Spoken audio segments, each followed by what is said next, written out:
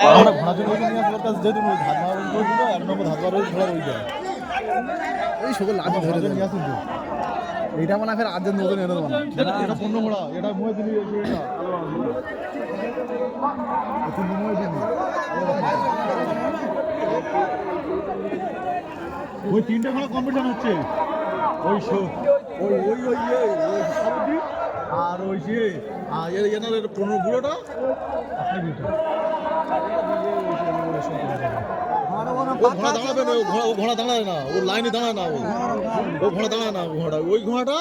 আসে জনবাসা ঘোড়াটা একই রকম দাঁড়াচ্ছে ঘোড়া ঘোরালে ও হাঁটবে